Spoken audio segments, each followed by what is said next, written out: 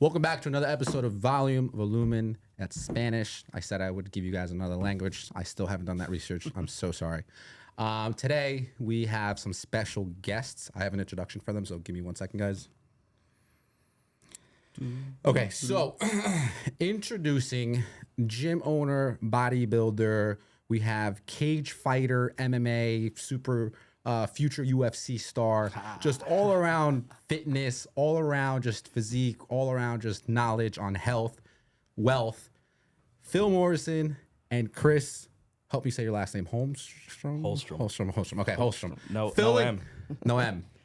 No M in it. No M in the Phil last and Chris. name. Phil and Chris from PPM, guys. Phil and Chris from PPM. No Holmstrom. Holstrom. I butchered that intro. I'm so sorry. Run it again. Introducing Phil and Chris, everybody.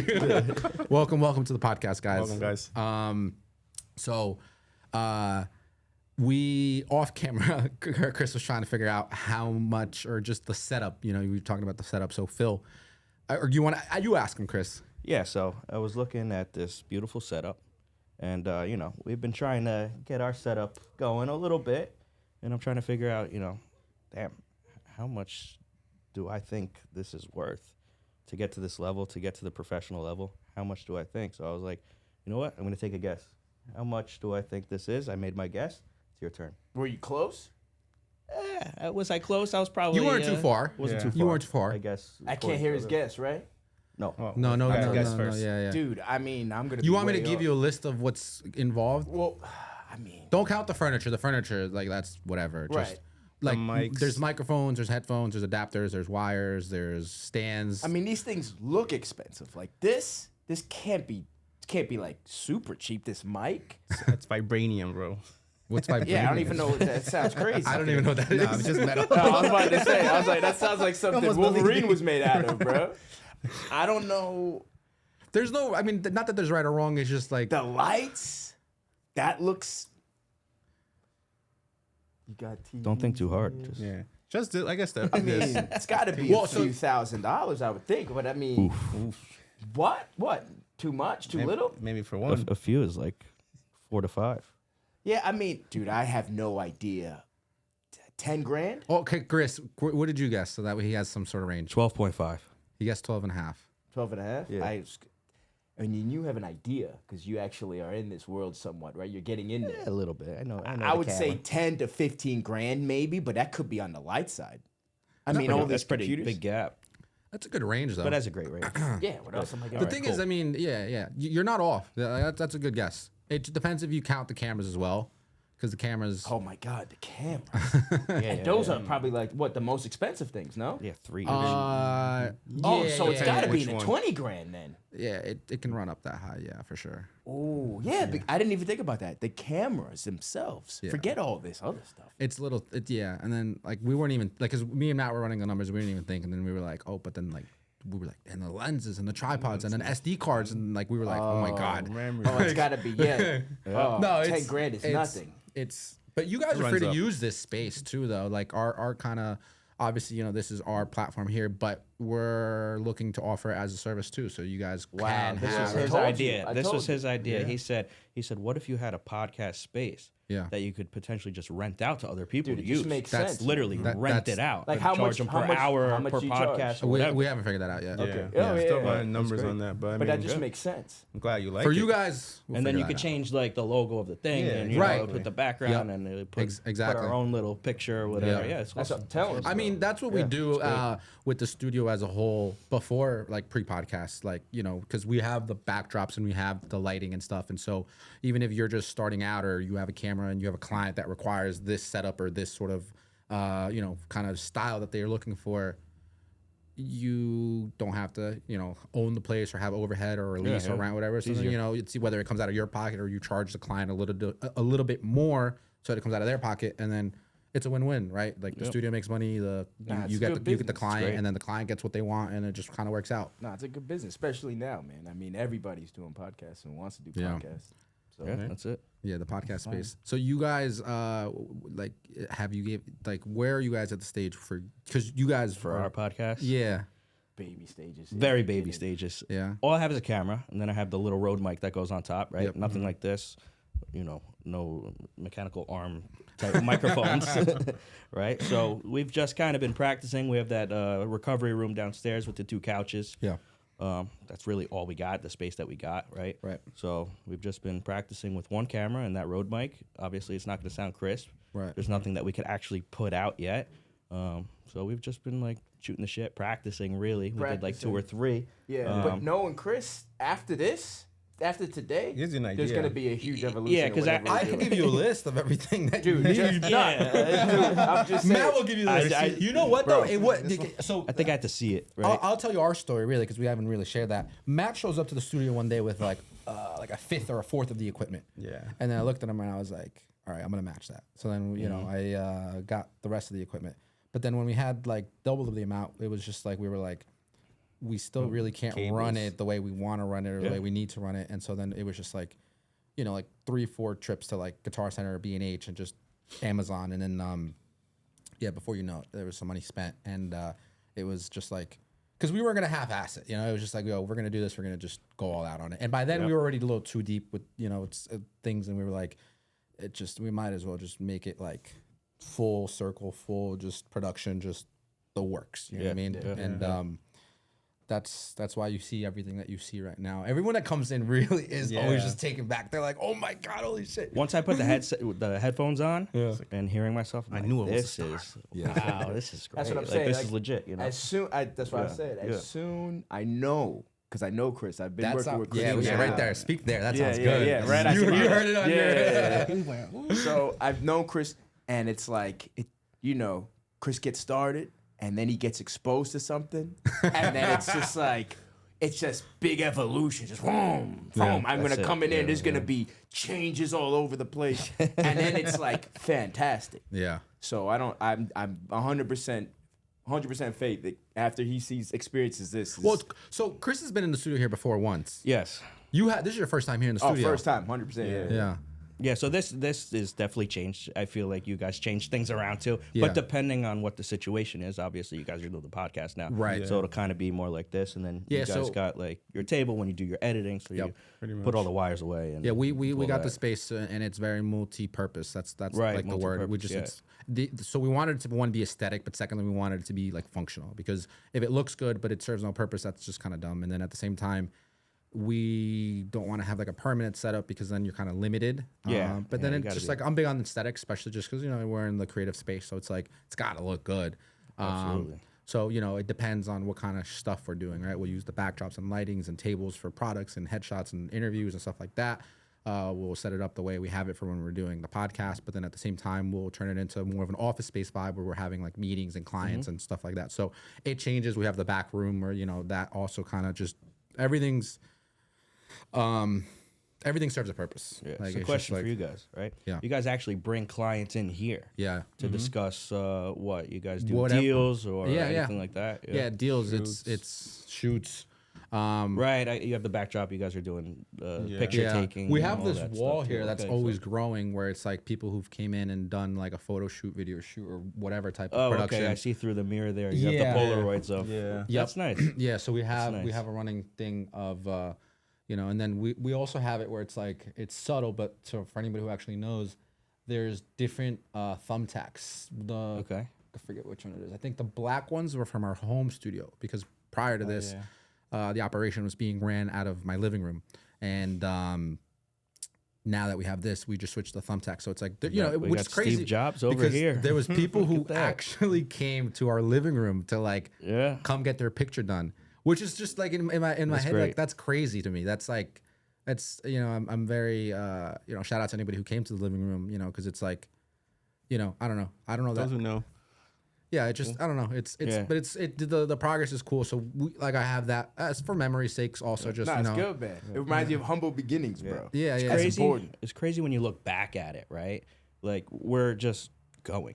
Well, we are going. Yep. And we never really have a time to just stop and kind of think. Very few moments in life or Where the throughout hell the we came year. Yeah. You kind of have to hear it from someone else, Right. in a way. Yeah. Because You sit back you and don't recognize it. yeah, you just keep moving forward, and I don't like looking back really Yeah. towards anything, right? So hearing that, you know, it's nice. Yeah. No, I mean, look, this was an idea that was started in like my bedroom at my mom's house. Yeah. Yeah.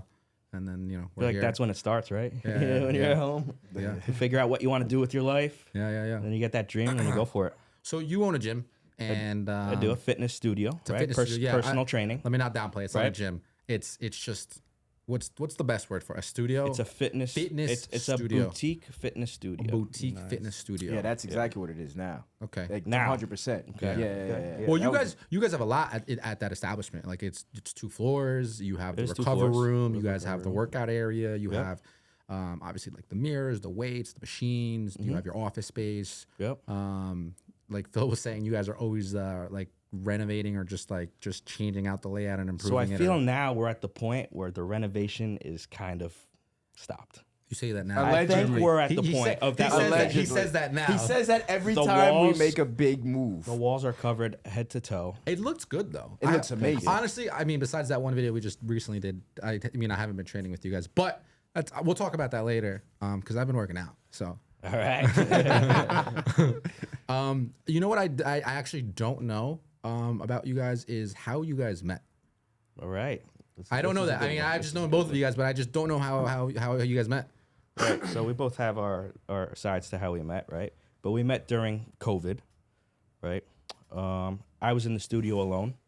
Basically, I was the only one there. I didn't really know what the hell I was doing, right? So I got a phone call from him, and he called and he was like, "Hey, man, super happy, like the happiest guy." When he called up, he was like, "Yeah, I'm looking for a spot to, you know, basically just rent out. I got, you know, some clients. I want to rent out a space from you." And I was like, "All right, I've never really considered that, but come on in and let's talk." Right. And like, I'm pretty sure that day he came in and he was just like, "Hey, how you doing?" You know. But it was COVID at the time. I had I had 2 serious clients in who were serious about COVID at the time. So I was like, "Oh man, like, you know, I'm training these 2 guys right now," and they were like very serious. Didn't want anyone else in there, right? So I was like, "Let me give you a call later." Right. But you know what's crazy? That client who I was training at the time after Phil came in was like, who was that? He wanted to know everything. I was like, "Oh, that's potentially someone who's going to be working here with me." He was like, "That's a good dude. His energy, everything, that's a good dude. You bring him in here. I don't care about COVID, really. Like, you should have kept talking to him. That's a good dude." Forgot about COVID I was after like, that. "Wow, okay, yeah." Give him a call right after that. We sat, we talked, and he was in the studio, and we started nice and slow, right, with renting, COVID at the time, and then we took it to Another really level. what it is now, 2 years later. So yeah, but I'll never forget the client saying that. He was like, "Yeah, that's someone that's a good person. Like, Yeah. I've been in business before, but like his energy, everything like that is real good." Yeah. Yeah. Yeah, I don't even know if I told you that before. Yeah, you think I kind told of you, right? mentioned it a little bit. Yeah. And you know yeah. what? He called me not too long ago just to follow up Yeah. and see how I'm doing. And he says, "Oh, is that guy still there with you?" I was like, "Yes, he is. Yes, he is." Like, "That's amazing, man. That's amazing. I'm glad I was there."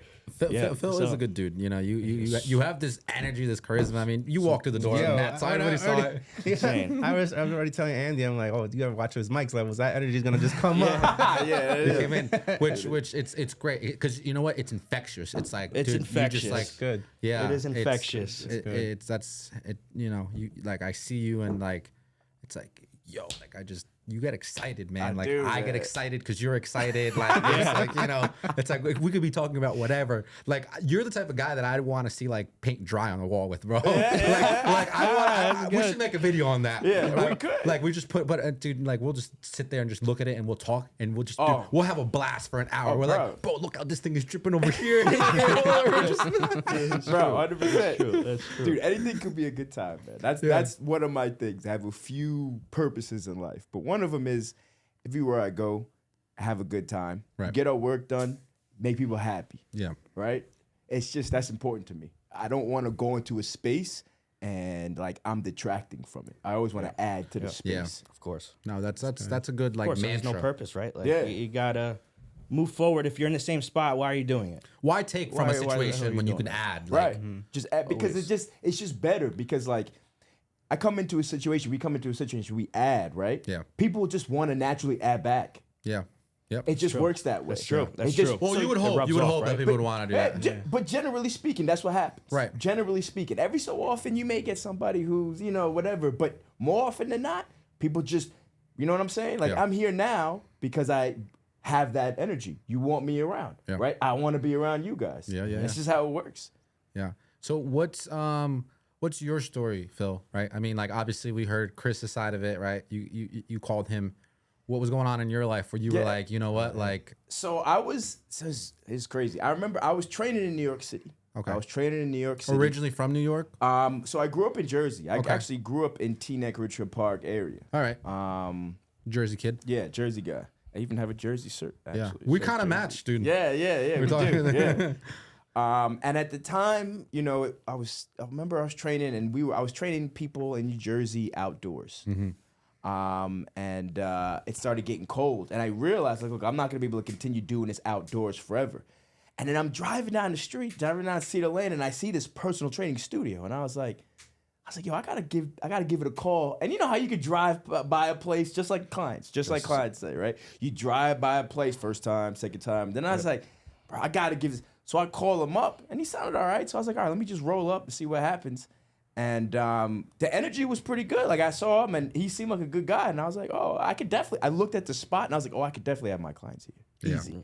I walked downstairs. I remember being so happy because it just felt good. That's right. There's a video for that. There's Yeah, a video I for that took when a you first video. came in. Yeah, and you know what? There was nothing in the downstairs. There was nothing Absolutely there, bro. nothing. Except for one poster that Some- said right. train with us or whatever. and the little Made turf out of paper. and the little turf that I put in But there. I was so happy with it. I was just so happy with the way everything was, and I was like, oh, I can definitely do what I got to do here. And then that's kind of how it started, and we just started building and building. People came and they left. We've seen people come and go. We've changed the place numerous times. Yeah. Right, but Numerous times. Added one flooring, got rid of that flooring, got a new flooring, finished the flooring, 3 different paint jobs, figuring out what is going to look best, what's going to attract clients, what's going to feel best, that we could say we're proud of this space. Yeah. Right? So I feel like we're getting there. You're right. Nothing's ever final, right? Right, You're always yeah.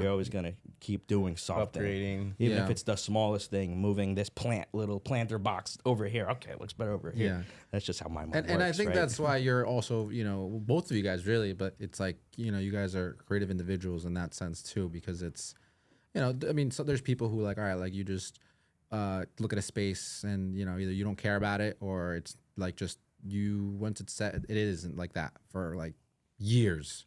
And it's just nothing changes about it, Not that you need to change it, but it's just like that's that sort of creative energy where it's like, you know what, like just even how you feel towards it or how you view it or you get tired of it and then you want to switch things around. Yeah. Maybe it's just the orientation of 2 couches or Yeah. the machinery or whatever. Like, so it's just you're adding that personal taste, that creativity. You're expressing yourself essentially, right? And with even if it just seems so like just not important, where it's just like you said, you're moving a plant, but like it makes a difference for you. yeah, and I think it's important, man, because like, I don't know, there's something to, if a place is the exact same for years, that's also gonna show itself in other areas. That means it's not growing. correct. Ooh, Correct. Right? That's gonna show itself in Like other just areas. stagnant. It's not just there. It's Right. everywhere. Okay. So if you go into a space and every time you go, there's a little change. There's a little change. You see a new face. You see this. Then that's running water. That's a river. It's never the same every time you come back to the river. That same spot. Right. It's always different. So if you come back, but if you go to a swamp, it's always the same. Yeah. It's always the stagnant water. Nothing grows in that. Bacteria is rotten. Yeah. So it's like it's important to keep changing Yeah. because that keeps it healthy. Because if it's not, then it's dying. Yeah. So that's why I think the space is just such a great space. It's always. I used to hate it, to be honest. When he first changed it, it would bother me. No, real talk. You hated change. You hated the change? Yeah, Okay. bro. Being in it, Okay. it got me better at dealing with change. Because I think my natural state is like I don't want things to change. Once things something Nobody gets wants things to change though. That's like but it would. But then after a while, I would see it. It would always improve after the change. And then I said, you know what? First of all, let Chris do what he does. He knows what he's doing. Chris is I call him the boy genius. He knows what he's doing. So I'm not gonna get in the way. I've seen him I'm gonna do this idea, and I'm like, what? And then it's like the greatest thing ever. And so now I'm just like, You I trust don't, him. Yeah. I was In the like, beginning, maybe not, but now. yeah. But then I said, nah, I mean, because I don't have the vision. He has the vision. So let him do what he does. It's fine. It's no problem. Right. But then I started getting better at, this is good. Like, I don't know how yet. Even if initially, like, I'd feel like a funny feeling, like, I'd be like, no, this is good. I just don't know how it's gonna be good. Right. But it'll be good, trust me. Yeah. And then I got better with change. And now it's like, oh, we're changing? Oh, that's good. Like, that's my immediate. It took time. It took 2 years, though, to do it. You got excited. It'll be 7 in. I'll be training a client, be nice and quiet, and all of a sudden I'll be like, yo, I have an idea. Yeah. Let's do it. I'll be like, all right, that's good. Yeah, pretty much. But yeah, back in the day, he'll be like, oh boy. Yeah. Here we go. But now it's like, okay, good. It's like, Yeah. I'm going to do the thing with the lights. I'm going to change this up, all that, We got to get the painter in here. We got to change this color. So, yeah, question for you, Chris. Yeah. With the space, right? How long have you had that place? About 2.5 years now. 2.5 years. How did you find that place? Like, what made you, what were you training beforehand, elsewhere, publicly? Like, what was the inception of that? Was that something you wanted to do since a young age, and then you finally were able to do it? Was it like, Yeah, so I was working at another place. I'm not going to say where, right? It was a big gym, big corporate gym. I'm not going to say where. I don't like corporate, right? That's fine. That's why I started my own thing. But basically, the place, in a way, it wasn't handed to me. I kind of worked towards it. But I do have a silent business partner who actually was a former client of mine and saw that I could do things, right? And he had that space. That space has been vacant for X amount of years. where you are now? Where I am now. Okay. Right? So Yeah. that corner, that corner building, right there, it was land. absolutely nothing. They know people know it as the pest control place because he just had his pest control sign out, right? Just advertising his own business, Okay. right? So basically, he's like, "Look, I got this space. It's a little space. Looks like it's like a little office space or whatever. But if you can do something with it, you can rent it out for me, no problem." And I was like, I didn't even really look at the space. I just said done. Really? Just said done. If I'm getting a that sounds space, like Chris. Did you collect If I'm some getting a info though, space, like I the did. square footage and the pricing? Yeah. No, I passed by it. I didn't really look inside it too Right. much or anything. I said, done, I'm in. So the first day when I walked in there, I was looking around, absolutely nothing in there. I look on the ground, there's like a dead bird in there. Oh, And I was like, it's gonna need some work. this is going to need some work. I go Yeah. downstairs, this is going to need some work. But Yeah. I was willing to do that. Right. It was at a time where really, I mean, I guess I could say I had nothing. Right. Yeah. I had nothing. So I was like, let's go. Yeah. I get to make this my own space. That's amazing. Yeah. I get to do whatever I want. He said, you could do whatever you want. It's your playground. Yeah. If you're renting from someone else, that's not a partner. You can't do whatever you want. You need permission, this and that. Right. That's why I can go and just paint the walls. That's why I could change whatever. You know, it's nice and it's amazing that he trusts me to do that. Yeah. So I thank, him very, very much. And you met for him as trusting me. through a client originally. He was my client. And then that he was my shifted client. into like, hey, let's get into business together, Yes. kind of thing. Yes. At the other gym, he was my client. Now, when you got that place and that was working out, were you still working over there I at was. the other gym? I was. So you're doing both. Yeah. Like most, Yeah. like most people, really, you have to, you can't. It's hard to just quit and then just Yeah, I couldn't not be making any money at all. for sure. Yeah. Right? I knew I wanted to do it. I knew I had to do it Yeah. for myself. I was not happy, and if you're not happy, you're gonna make a change to be happy. So I had to go over and do So that. And I knew it was when- gonna be a slow start. When you did that, how did that work then? Like, because were you pushing to get clientele on that side and not so much at your job now? Like, Correct. Yeah, how I does- didn't take on how does any that? new How clients. does the payment structure work? By the way, in let's just say that place that you were working at, that I was right? working at? Like just or in general, right? Like a personal training or just like a health, just like a gym. Just I don't know. You know what I mean? Like I don't know. Is it when you do per session? Is it It's per per session. client? Is It's it per per session. whatever? Yeah, so it depends if it's an hour or half hour, you're going to make the X amount. And the more clients you train per week, the more money you're going to make. So say you're doing 30 hours of clients, you're going to make more than doing 15 hours of clients. Right. So, but does it work then based off of hours of training? Does it work with the amount of bodies you're training? Like, for example, like let's say you had, I don't know, 5 clients and they all did only 30-minute sessions, but then you had, I don't know, 3 clients, but they were just every single day in there, right? Like, you get paid per client, right? Okay, so got it. if a client's in, you're getting paid for that client. If you're training 2 people at once, you're probably and there's a structure there with the gym too, because the gym obviously the gets gym a cut. has to get a cut, right? Yeah. We got to pay rent. I mean, I personally not even for your place. I'm talking about like the you know other place? your job, like the yeah. before the PPM, before like that structure, just in general. Right. It's a very similar structure to what I have, but I think I tuned it a little bit better. Right. Because you know, I didn't like what they really did to me, and part of the reason why I left is because I was like 0.003 hours off from staying at one pay, right? Say it's like $35. And because I was off, they dropped my pay down $10 an hour. And I said, look, I was the top selling trainer in this company 2 months in a row. Nobody has beaten that yet. Right. And just because I missed 0.003, and I've made you guys probably easily over $100,000.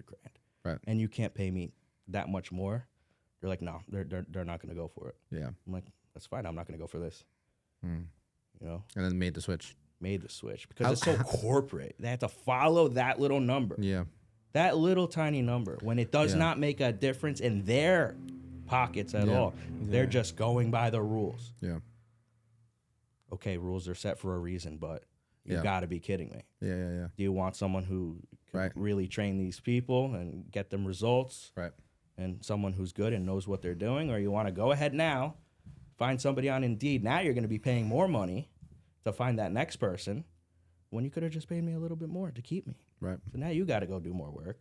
Everything happens for a reason, you know. That's you, true. You wouldn't be here today, maybe. That's true. If that didn't happen. That's true. And I'm not complaining. I'm very thankful. No, corporate America sucks, bro. It does. That's why I got crazy. Corporate America sucks. Bro. It's Yeah, crazy I what don't it takes care. to Fucking make you go terrible. independent. I don't care who you are, what you do. I mean, listen, you love your job, you love your job. Whatever. I get it. You know, like my girlfriend wants to go and be a doctor, or not a doctor, she's a PA, which is basically a doctor, and you know, it's like that's definitely corporate America. You'll probably do more than a doctor, you know. But she sorry, docs. she loves the because to me the most important thing is always just loving what you do, because if you love what you do, you really generally never work a day in your life, and so it's like that's such a blessing, right? You get to just wake up and it's like, this is what, like, not even like what I have to do, it's what I get to do. Just that little word shift, that mindset shift really changes the tonality for how you live your life, you know? And you know, there's points that you have to, there's definitely things that you have to do or in order to get to the point where you can then say like, I get to do this versus I have to do this. Right. And, you know, I think we've all been through it. Phil, I know a little bit about, because we've trained, right? So by the way, Phil is my trainer. He's my striking coach. We do like just drills and workouts and stuff together. I haven't done some stuff with you in a while, so maybe he'll yell at me. I wasn't gonna bring it. Do you train with him? Or? No, I have not trained with you in like probably 2 weeks, but I have been independently training though. I honestly, I'm probably working out consistent like 4 to 5 days a week. Nice. Yeah. And I've cleaned up my diet. I'm on my meal preps. Nice. Yeah, no, I saw him eat it. It's true. It's good. Dude, I don't even finish the whole meal prep. I just eat the chicken and like some of the rice and stuff. Yeah. No, I'm down like 11 pounds, honestly. I was kind of looking. You kind of look at like. I mean, it's hard to see you wearing. I have the hoodie, but I you was know. kind of looking. Yeah. I'm always looking, bro. I'm always checking people out. People don't know, but I'm always looking. That's true. Yeah, when people are walking down the street, You I'm just not always- checking them out walking down the street. I'm watching how they walk. Yeah. See, that's just the That's just the But trainer you also mentality, get right? so into that world, like, because like when I was in my earlier 20s, like, and you know, the gym was everything, and everything that I did, it was like I could look at somebody and be like, yeah, you're like this % body fat, or you could probably put up whatever, and like you could just, because you see it so much, you're in that world every single day, so you get to just understand body types and different strengths and different sort of just, you know, everything that has to do with fitness. But anyways, what I was saying is you weren't, you had a career before some of this, right? Yes. Talk to me about that. Okay. Because you made the shift, and I love that, because I feel like there's just people in life who just accept life for what it is, and it's very much like, oh, it's too late to start this or to change my job and or I my get career. That. Oh, I get that. And Because I'm an older guy. People don't realize. Like, so just I'm 40 years old, right? And you look great for 40. Bro. Thank you. But look- sometimes people don't get that, and I left my career later on in my life, and one of the biggest fears was, And I love that. it was too late. That was in my head the whole time. Yeah. You know? What was it though? So why, like, you lived through it and you conquered it, so you got to, you know, live and tell the story about it. Why were you afraid? I mean, we're all afraid to a certain extent, right? Like, I mean, I never went into corporate America, but I had to make a decision where it was like, okay, I can go find a job and start that world, or I can make this work. And you know, thankfully, I you know, but for you, like I said, you got to live some of that, right? And Man. you learned skills, met people, and that was a whole journey in itself. Yeah. But why the, like, I want to understand, like, like, I understand it's scary, right? But what's so scary about it? Like, what's so, you know, about just living the life you want to live, pursuing your dreams? Man, so that's a loaded question. I know. It's a good question because there's a lot of different reasons. There's a lot of different answers. Yeah. There's not just one For you. answer. Yeah, For you. yeah. But even for me, there's a lot of different answers. Like, so why was I afraid? I mean, one of the things is you're doing something that when I was telling people what I was gonna do, everybody was basically saying I was crazy to do it. Right? Like, you're just gonna start all over. I was in finance, bro. Finance and IT. I was making good money. If I kept going, I could have made a little more money.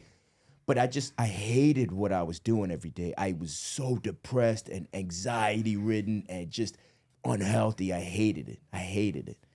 And but because I had health insurance and the money was good, it was hard to get away from. Yeah. Because That's hard to walk away from. yeah, man, that's hard to walk away from. Knowing that now I'm going into something completely new. Yeah. No, but I'm gonna have to pay. So that was challenging, and also, bro, just being a person, man. It's hard to do something that you don't. I don't even know what I was gonna do. I didn't know I was gonna be a trainer. Yeah. Right. I didn't know all that.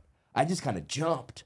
One day I said, bro, it's either my life, like, cause I had just taken leave for 3 months because I was depressed, I was anxious. Like, the person you see today was not the same person I was. Like, there's a huge transformation that happened. Yeah. But that's how it works. You take a journey, and to become the person you need to be, you have to do those things. You become that guy. Yeah.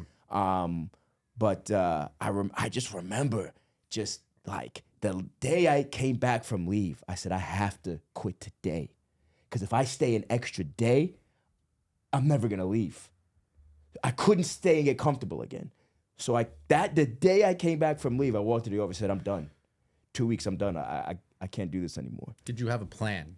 Man, I like, not really, man. Really? Like, my only plan was I knew I had to get out. Yeah. But I no idea, bro. Yeah. No idea. And I think that's so, to me, it's admirable. Like, that's that's motivating, bro. It was That's terrifying at the time. No, yeah. But like, that takes balls. Like, that takes, you know, and like, again, people out there watching might think like, yo, you're stupid. Like, what?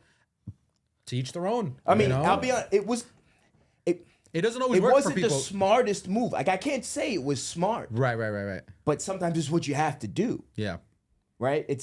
It may not have been the smartest thing. There may have been a smarter way for me to do that. I'm not going to sit here, but Yeah, you know what I'm saying? Mental health is way more important Bro. than anything else. No, I agree. And if you're not mentally there, Dude, how could you live? Bro, I'm going to tell you know, something. so- I haven't said this on camera. I almost committed suicide twice. No, get out of here. Nobody, Wow. see, you wouldn't believe that. Stop it. 100%.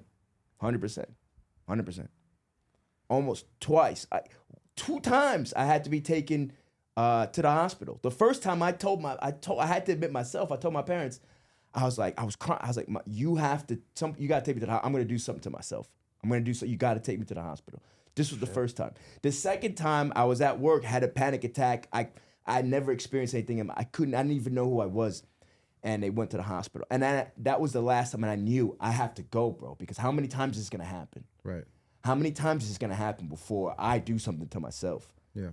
So that's why I knew I had to make the change. I knew it had to happen. Yeah. I just didn't know how it was going to happen. You weren't worried too much about like the I don't want to say the consequences. You weren't too worried about like that next phase as long as this one was done. You were ready to close that chapter and just move. I had some ideas, but I just There wasn't like I get what you mean. Like, it Yeah. wasn't like there's a sound structure plan. Here's the Nah, money. man. Here's the income. Here's the blah, Nah, blah, blah. It was man. just more like it's gonna be this. I don't know what yet, but this is definitely over yeah. because I mean, of it's like this. I knew this is gonna kill me. right. So, I mean, what else is there, right? This is going to kill me. So at least the other thing, at least I have a shot. Right. At least I got a chance. But I know this is going to kill me. It's happening already. Like, right? Like, my health was, things, I just was not in a good place. I mean, I just want to say right now too, God forbid that ever, you know, creeps back up. But, you know, even though like we're friends, you know, we might not know each other for that long or that well, like, you can always call me. Oh, man. Dude, like, I appreciate it. you know, because asking for help is something that's like, I feel like even for myself, I rarely ask for help. I'm very much so like, I'm just going to figure it out, do it myself, whatever. And, you know, you have obviously, you know, these people that are around you, family, friends, you know, colleagues, coworkers who are there to be a support system, whether it's Chris or anybody else at the gym and your family and stuff. But like, for me, it's like, like I said, dude, if you ever want to talk, text, and I'm not saying you're going through stuff now, but I'm just saying for anybody, honestly, anybody that knows me, it's like, yo, for real, it's like, life is so precious. Life is so, you know, I agree 100%. And to me, hearing that, like, that's, you know, I don't know how much you want to dive into that per se, but No, I don't have a problem talking about it. what I'm saying is like, dude, I'm here. Of course. Any fucking time. Oh, I 3 in the appreciate morning, you want to call, you want to text, whatever, nobody's picking up, or even if I'm the last person you think of, just, you know, like, just, I mean that, honestly. I mean that. I would hate to not see your smiling face and your energy, bro. Like, that's something that's in the past, but that's a real thing, and so it's something that I have to talk about because that's a real part. So the first time you had suicidal thoughts, right? That like, how old were you? What roughly, or like what caused it or not caused it? Like, where, you know, your headspace was obviously a little foggy. I mean, you know, I've had, and people who know me for a long time, they would know, there's a lot of energy in me. Yeah. There's a lot of energy, right? Yeah. The thing I didn't have quite, and this is when you're a younger person, as you get older, and again, now for me, my faith is a big part of what keeps me grounded. It's a big part of what that is. And so I never see me going back there again. That was a missing at that point. Also at that time, community. This is something that I think people may overlook, but it's so huge. If you're isolated, that's where those demons can come out to play, right? Because you don't have anybody to talk to. And even if let's say you were to say that to me, I don't know, 10 years ago, right? I still wouldn't have come to you because I was so isolated in my own mind. And that's what I mean. Like, it's like people get into their own heads, and you're like, you feel. I mean, I don't know. I'm just trying to relate, but I'm thinking like, you know, like you're, like I said, you have family members and obvious people that, you know, looking back are just objectively saying like, well, you know, there's mom or there's dad or there's your brother, there's your sister, there's this. I mean, it's one thing to have those things, right? Because everybody has people around them. It's another thing to be connected. Right. Yeah. Okay, I see what you're That's saying. different. The relationship that you actually carry with. Right. Because a connection, a meaningful connection, that's an active relationship. Yeah. Right? Yeah. That's an active thing.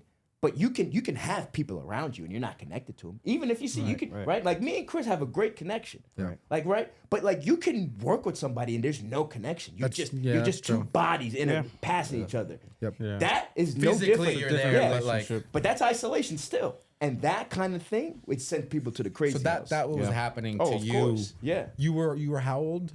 Oh man. I mean, I started like 20s, 30s. Yeah, anxiety depression started really setting in at me during college. That's when I discovered it. I mean, for me too. You felt the shift. Like you just felt like, okay, like you're developing something and you just couldn't overcome it. Like it was just so all right. I'm just looking to understand, and same thing for anybody out there watching. Like it's, you know, it's a challenge to. All right. So in high school, you know, I had my communities, I had my things. So whatever forces were there, they were under control. To structure, whatever it was. Once I got to college. And now there's no structure. I was living in Pittsburgh. I grew up in Jersey, so my parents aren't around, right? All that, and now I'm just left up to my own devices. I was basically like I was still a boy, bro. Right. And I didn't have out in the wild. And I didn't have any tools. I didn't know. So I just wasn't coping with what was going on, and then I didn't know how to talk to anybody about it. Right, so then I'm just in my head, and once you're in there and you don't have anybody, bro, you go to crazy town. Yeah. And the craziest things you say that sounds crazy now seems very rational at those times, And then like I said, my faith is a big deal to me. Those are real demons. Like those like demons, man. Like everybody has their own things. Everybody. Right. We all have something. Everybody has their own things. Yeah. But if like those things can fester, they can grow, and they can talk to you, and man, you can find yourself in a bad spot. What so you had thoughts, forgive me for asking, but did you ever like physically attempt or try something? No, never actually made it there. I remember, here's how crazy my mind was at the time. This is why it's wild. I imagine it's like an inner battle, right? It's like definitely an inner part of battle. you wants to do this, but the other part doesn't. Right. There's a part I remember I was so negative on myself that I was calling myself a pussy because I couldn't even get the nerve to kill myself. Like that's how dark I was just, that's where I was. Right. Like, damn, bro, like you're so afraid that you can't even do that. Yeah.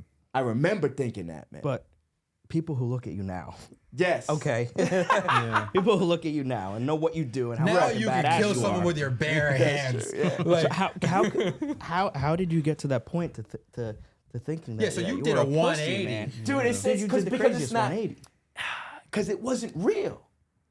It was Of course just, it wasn't was real. just a right. mental battle It was with just you. in my head. right. Right? So then I had to take steps. But the thing is, like, it's easy to intellectually say it's not real, but you have to prove it to yourself. Yeah. So I had to start taking the steps to prove. So one of the steps was quitting my job. I was terrified.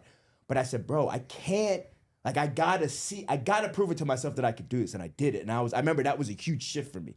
I was like, ooh, right? That made a shift. And then I started doing other things and then becoming a trainer. I had never, like, people had told me, oh, you should be a trainer. You're really good at it. But I never thought about it like that. I never, right? So then I was like, all right, we're going to do it. And then it started happening. And I was like, ooh, that was another shift. So then I slowly started to prove to myself, oh, you can do these things, bro. Right. And then the fight, right? That was the next thing. And that was a whole nother shift. Then I said, oh my God, not only did I do it, but I performed well. Yeah. So then I started developing like, oh, like it was lies, but now I know that they were lies. Now I have faith that I can, and that changes everything. That changes everything. But when you're just in your own head and you haven't proved it to yourself and you don't have any evidence of it, bro, I mean, you will believe it. So this fight was way more than just a fight to you. Bro, no, it wasn't. Yeah, it wasn't just a fight, man. How long have you been thinking about really going in the cage? Were you thinking about this during the time? So to catch up everybody who's watching, so Phil, you know, he's 40. He's ripped out of his mind. He's you're a blue belt. I think you just got another stripe the other day. I saw 2-stripe blue belt. Yeah. God bless, man. Damn, bro. In a short amount of time. I feel like a loser because I have no stripes on my blue belt.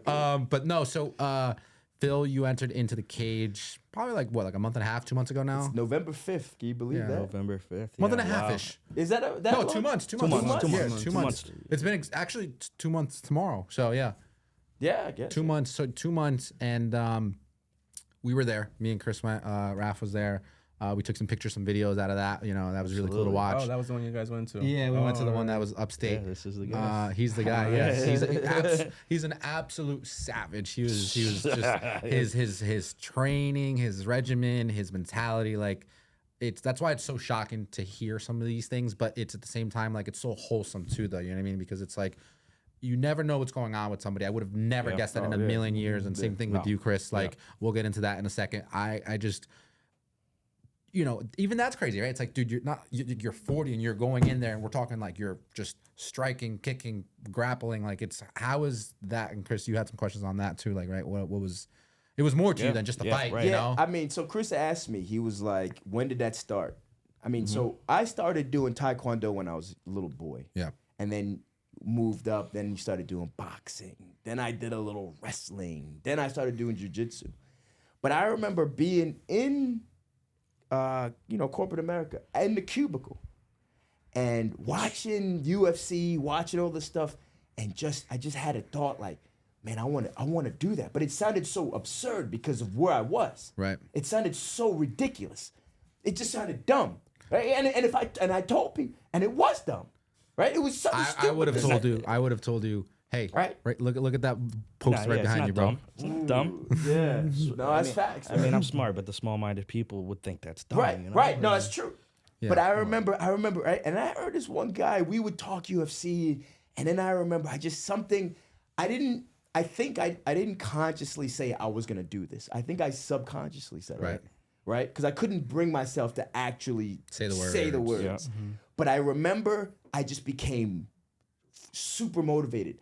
I was like, okay, I work a 9 to 5. It's more like 8 to 6.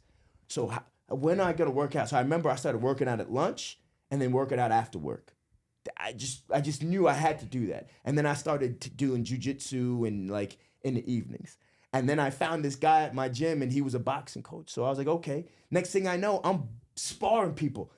We were like outside on the street in Manhattan, bro. That's crazy. Bro, and people are the coaches were in the parking lot getting busy. And this is like people in suits are walking by taking pictures, right? It's crazy. But this is how I started like this process. Nobody knew what I was doing. I didn't tell anybody. I didn't put it on like social media. Right. I was just This is for you. Yeah, bro. Because Yeah. I just wanted to do it. Right. Like, right? And it just snowballed, man. I just kept going, and then COVID happened, and I had to take a pause, and that was a little depressing because I couldn't train anymore, and this thought was in the back of my mind, and I had to stay with my parents for a little while. And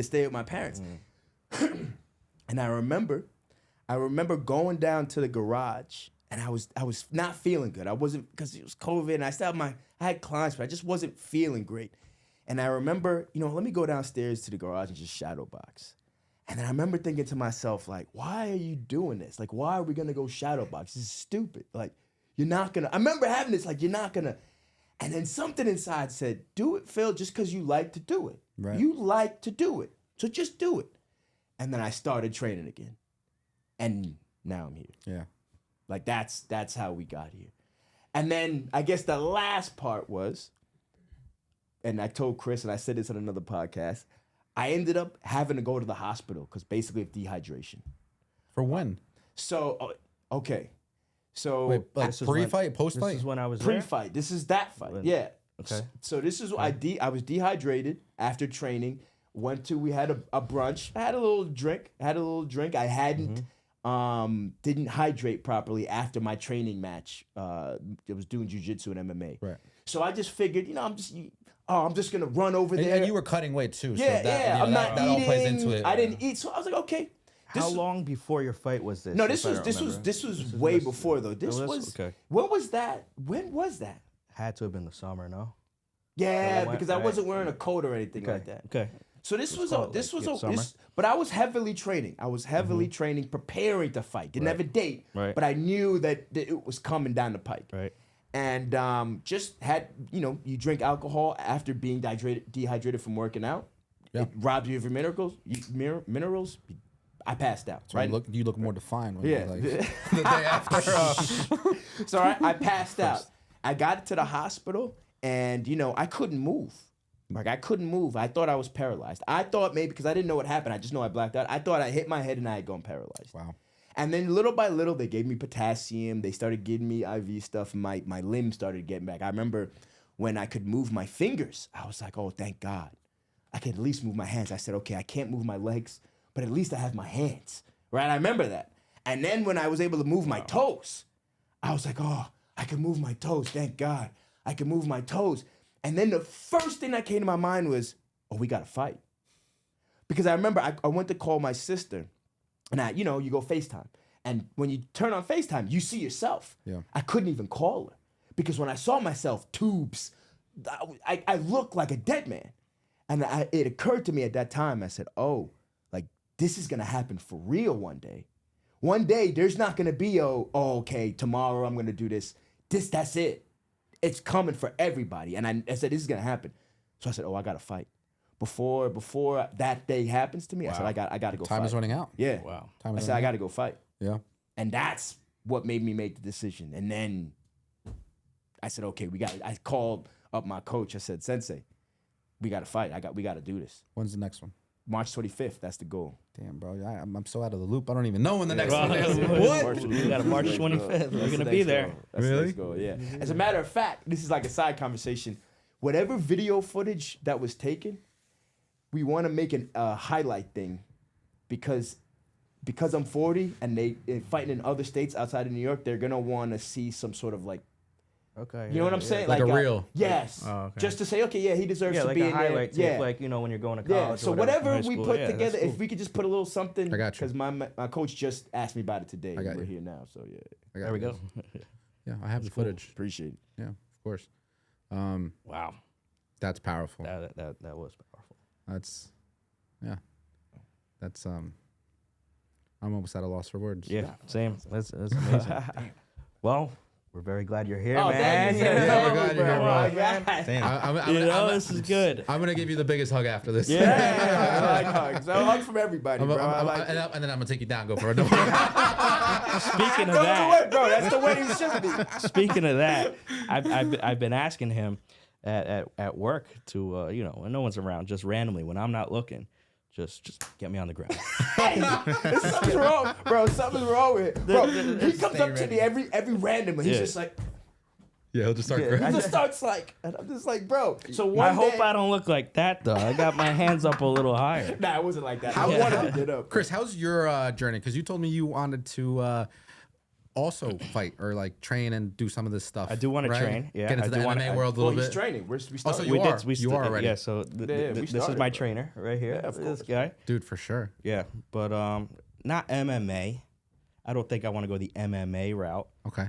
but I think boxing is awesome, man. Yeah. I think boxing's cool.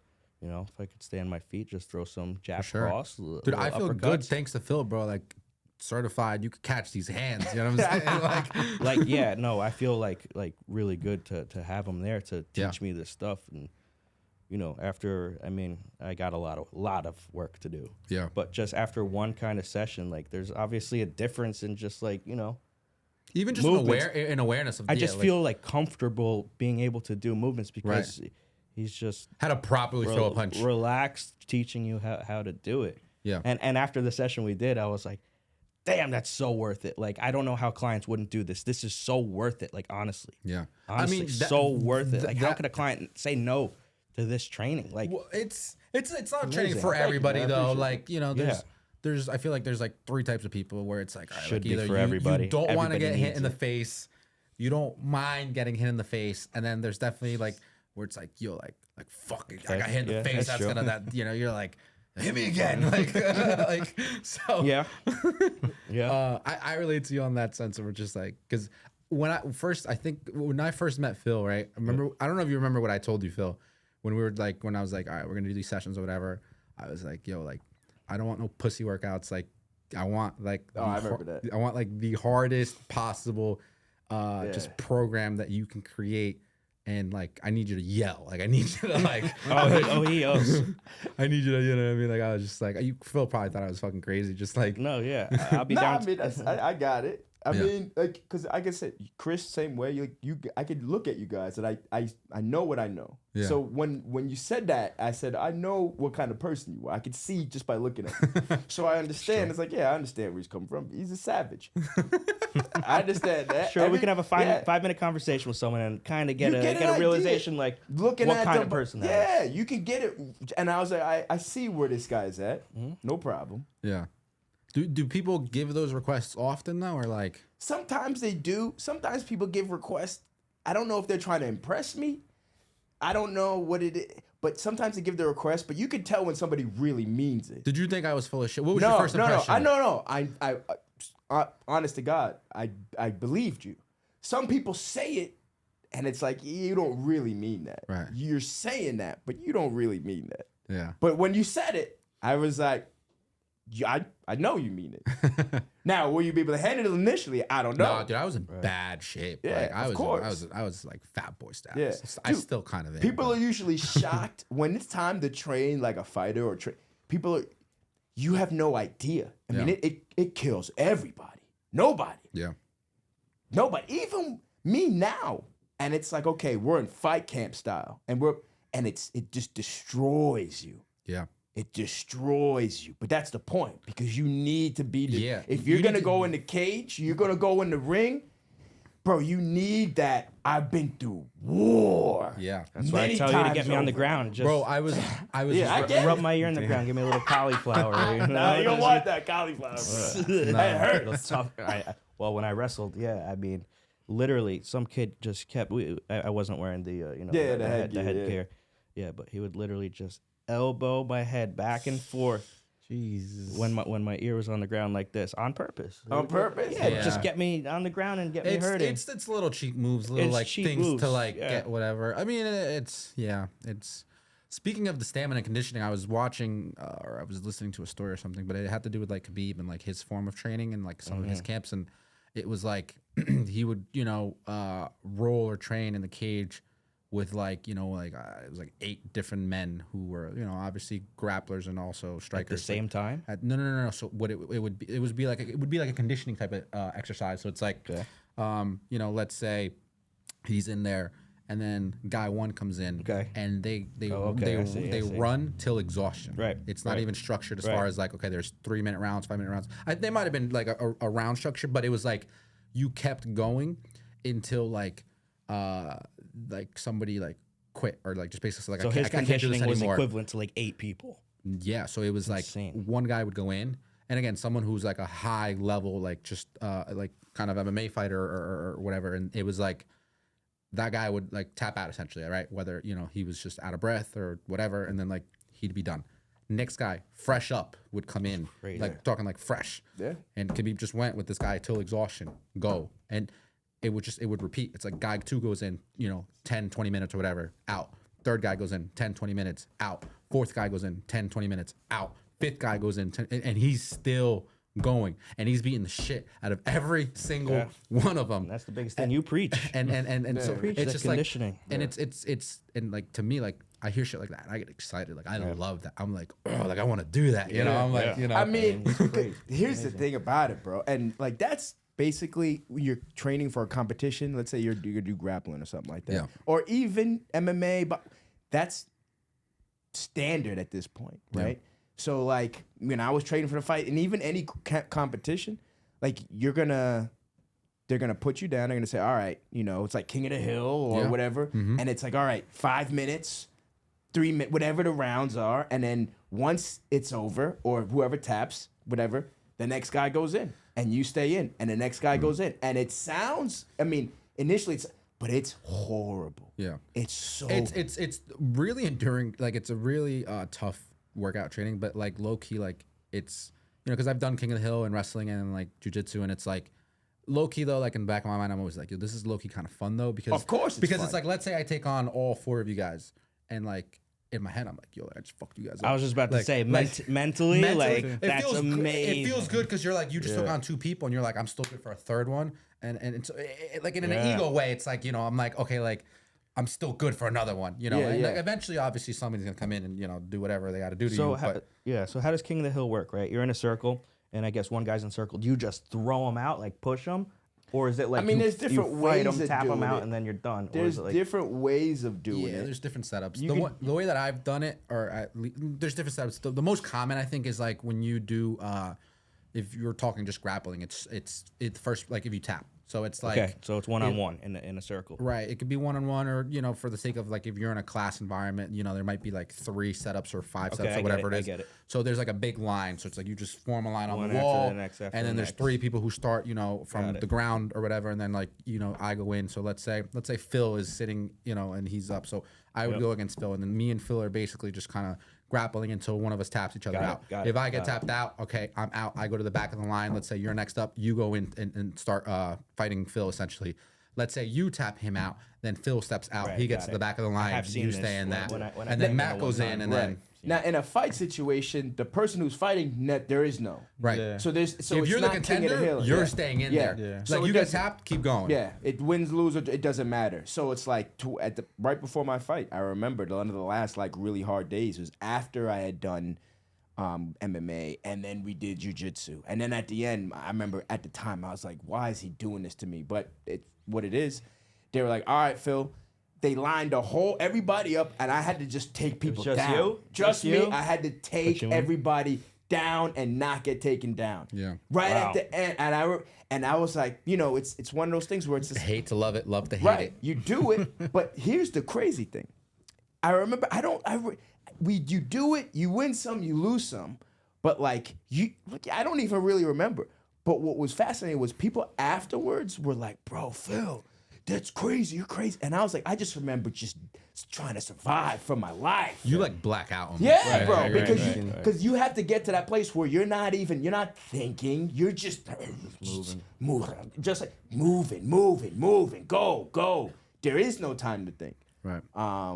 But Yeah. yeah, it's crazy. Those are crazy. I don't look forward to those things. I know some people, you guys are like, bro, I do not look forward. I do it. I don't look forward to it. I look forward to only because I miss it because I don't do it as Yeah, much. You know, yeah. usually I'm behind the computer and sitting down. But we worked out the other Wrestling day. keyboards. And Matt, you worked out the other day. We went to Yeah, we went to the gym. I just started going back. My brother, he does Muay Thai and kickboxing Nice. out in Pittsburgh. I forget the name of the gym, but I've done a couple sessions with him and the whole gym. There's I don't know if he's from Pittsburgh, I believe, but his name's I just know, but it's called in Death Star. I don't know if you heard of him, but No. that's his. Is he a his professional fighter or? He's been in UFC. I forget. I Really? think two. He was like in 2 fights as a. Oh, he was that's amazing. as before it was like I don't know what the league is. I don't even want to get it wrong, but Yeah. he's known at least in that area. Okay. And so I've been I seen him like you were saying, you just go. He's the main contender fighting against training with everybody else. It's like one guy next, all right, Yeah. next another guy go, and all that. So it's hard. I seen it where I'm like, damn, and he does every day and all that. Mm-hmm. So it's a lot of work. It's a lot of work, definitely. The running, the knee sliding just to go. Yeah. All it's the a lot of work, conditioning. man. Yeah, So yeah. I can't imagine how many hours is your typical session, would you say, when training? Oh man, like a typical. I mean, so are you asking me how many is a typical training session? Yeah, like when you're just for prepping before a fight. It ranges. It's not like per session. So when it's getting time, and even now, I'll be trained for anywhere from 2 to 4 to 5 hours a day. And then as we're getting closer, man, I'm training all the time, man. Really? I'm training all the time. 5 hours a day. Yeah, is a bro, lot. it's just absurd. Yeah, no, it's lot. absurd. But time goes quick though. It does. You don't even realize it. You'll be there and an hour and a half will feel like 30 minutes. Right. Because you're just Because you're That's just in true. it. Yeah, so it's if I have, let's say we have an MMA and a wrestling class, that may be an hour and a half each. Yeah. Right? And again, it's not balls to the wall training every single second. I mean, you get water breaks, right? But that's 3 hours. And then at some point, I have to get in my little weightlifting. Right. Yeah. I gotta get in. I gotta stay strong, or I might get some injuries or something. I gotta work it out. So I get some weightlifting that day, and then I may do a little extra cardio, jump rope, whatever, because you gotta make sure that the breathing's right. So it's if we're talking in a span of a day, it could be anywhere. As it gets closer to fight time, yeah, man, 4 or 5 hours, and you get sessions, morning Right. session and night. It's broken up, afternoon and night. Right. Yeah, that's insane. Again, that shit's Because I gotta tough. work. Yeah. I gotta pay bills. You know what I mean? So Right, it's that's what I'm saying, you're you good. gotta find the time. Yeah, you're multitasking all these. Yeah, your I mean, job everything and is then still- around the fight schedule. Right. Literally, it's just as soon as you get closer, it's okay. I gotta program sleep because Yeah. I know I can't do this, work and do all that if I don't get a nap in. So it's all right, man, I'm gonna need an hour. I know I need an hour to sleep at some. You know what I'm saying? You got to start really getting dialed in about when am I gonna eat? When am I gonna do this? Everything is programmed yeah, already. Yeah, or there's no way you're gonna make it. There's Yeah. no way. That's tough. That's scheduling. Yeah. Do you have a step-by-step, say in bodybuilding, right? You have an 8 weeks out. You got to do this during should. 8 week, I then should. 7 week, then 6 weeks. I should. Even training and then just I have actually an- weights and then It's not so. Yeah, so I have, and I actually just created something kind of with Hank, something a little more specific. I have certain things that I know I need to be doing, and as we get closer, I'm doing more things and less things. right. Okay. And so if it's 3 months out, this is where I'm at. Right, maybe you're more I don't know if you're conditioning and then more Like technique and more. Yeah, so 3 months out, there's probably Yeah. more weights. Weights, So I'm okay. I'm getting strong. Okay, You know, okay, yep, I'm developing. training. Yeah, right. Getting Okay. strong. I'm training, but it's not as intense because we're 3 months out. You can't. right. But As you get to 2 months, now we're thinking about, okay, what do I weigh and what do I need to weigh? Right. Yeah. Now I'm starting to adjust food. Now the nutrition. Right. Now that it starts to come in 2 months, because now I don't want to be stressed. So I'm doing it. Some people they don't care. They're gonna cut weight, but I don't like that. So I start from out 2 months, and now I'm starting to get dialed in. And then as I get closer, the weights is starting to go away. I'm still doing it, but it's just for maintenance. And now it's more technique, more fight time, and conditioning. Like just jump, like making sure that I can go all day. And then the closer I get, then you start. It's like it gets harder. And then with, let's say if you're 2 weeks out, then you start to lighten up a little bit. Because the worst thing is you don't want to get hurt the week before the fight. That's just absurd. Yeah. Yeah. So yeah. When are you fighting, Chris? I cannot put a date out on camera right now. Okay. TBD. I want to hold you accountable. TBD. When are Yeah, you will fighting? hold me accountable. I will. Right? I will. When am I When are fighting? we working out next, too, bro? Yeah, where's our 5 a.m.s, man? Dude, 5 a.m. is hard for me. Yeah, but I was there at 5 a.m. on Friday. Okay, I went to sleep at 5 last night, so gonna I sleep went to at sleep 4. while you woke up at 5. So Yeah, basically. I mean, you could have just came over and went to sleep, at 7, but that's all right. No hard feelings. let's work out tomorrow. Tomorrow's what? Sunday? Okay. I don't care. That's not that's the Lord's Day. It is the Lord's Day. Okay. It is the Lord's We're Day. gonna make Monday, holy gains, bro. Monday. Holy gains. Monday I'll be there at 5. The Swole Bible. Tuesday I'll be there at 6. The Swoley Bible. So you're not working out tomorrow? No, No. it's the Lord's Day. He's got church, bro. Yeah, I'll be at church. I will be at church. Yeah, no, that's fine. I mean, an hour, 2 hours, and then you still have 24 hours in the day. So let's say even if you did 4 hours, right? You got 20 hours dedicate left. 24 hours Every to him. He's training with the Lord, bro. Reps for Jesus, Ah, bro. Yeah, reps for Jesus, bro. That's that Don Mazzetti. You know what? I actually own the book. I have that Swole Bible book. Yeah, it's at my house. Swole Bible. Yeah, dude, I was such a great. big Don Mazzetti Yo! bro science fan. He's great. He was amazing. He still is amazing. But He's funny as shit. Bro. I love that persona, that character. I love the satire. I liked when he started doing stuff with Bradley Martin too. In Yes, the yes, Yeah, yes. when they got together, Yeah, it's and it great. was just like there was that ongoing joke where it was like they looked alike, and that Dom was bigger than Bradley. Obviously not, but like I remember watching that and I was inspired by that. I To was see- inspired by them. To Yeah. see how far that dude has come, bro. Yeah. I remember Don Mazzetti. Mazzetti. Bro, I remember when I first started watching. You remember his like early vids? I do because I'm a big fan. I was watching Don Mazzetti before he had like the bro science. Like, Yeah. Oh, me yeah. too, because me too. that was a spin-off off of his character. Right. And Dom Mazzetti had a fucking Gian was his friend's name. Yes, It was yes. Dom and Gian, and they were doing skits, and I think one of them went to like film school or something, and the other one did whatever, and then they linked up together, started a YouTube channel back in the early 2000s when YouTube was not YouTube. yeah. And they were putting out these like dumb little like this versus this versus that, and it was like that Italian Guido kind of personality. Yeah. And it was, and then I remember watching all of them. I thought they were so They were funny. hysterical. I'll still watch them till this day. Like it's dude. I remember being at work. Supposed to be working, right? Just watching In the video cubicle, after just watching the video after video, just being like, I wanted to be that guy Yeah.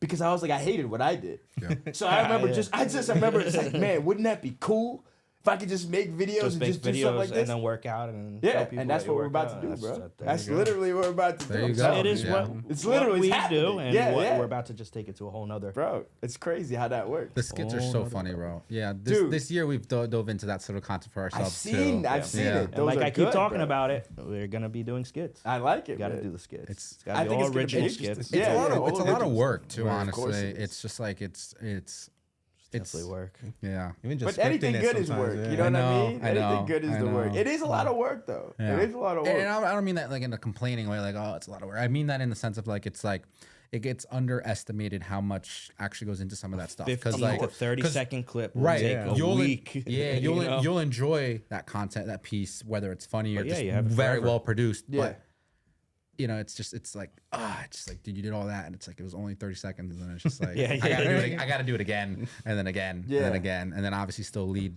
your daily life of everything Exactly. that goes on. Right. No, it's definitely a commitment. That's 100%. Yeah, no, but I would love to see some stuff from you guys like that too. Yeah, Yeah, it's We will. gonna. It'll be. Yeah, within the next 2 weeks. Oh, Yeah. see, the There you boy- go. you guys have a video planned out?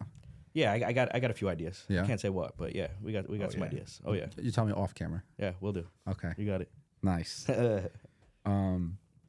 But yeah, content is, you know, that's kind of the business that we're in. I mean, yeah, that's what it is. I mean, social media is like content is crazy now, right? You helped me realize how important content is. Really? You did. How so? You did. Well, I knew it. I knew it had to be done. Yeah. But after seeing really your videos made me say, for example, you film a restaurant. Right. After watching that video, it made me want to go to that restaurant. As the consumer, it made me want to go there. Nice. So I'm like, shit, you know what? We need these high quality videos for the gym. So people like me wanting to go to the restaurant want to go to the gym, and nobody wants to go to the gym. Right. If you You make know it what I look mean? cool, If you make it look sick and Right. you know, inspiring and Yeah. there you go. like, wow, I have to be there, and that's what you guys did. So you helped me realize how important that marketing and content really is. Of course, people know it's there, they know it's important, but as like a consumer sitting and watching this, it really helped open my eyes to like, wow, this has to continuously That's really be cool. going That's on. cool. And that's why I bought the camera. That's why I'm doing, you know, learning it, because I genuinely love doing it right. myself too. And you're pretty good at it, to be honest with you. Thank you. know. Thank you. We're getting there. He's the- Obviously, he's you the always boy want to do genius, better. man. He gets You good always at- want to do better. Yeah. Yeah, I'll be training someone. I'll be like, I'll be right back. I go and I get this big camera up or rig. And then yeah. sometimes I'll be in the background like, geez, oh my Yeah. God, Chris, why you just train the person? But Yeah, Chris, yeah. I said, this is what he's doing. I can't stop.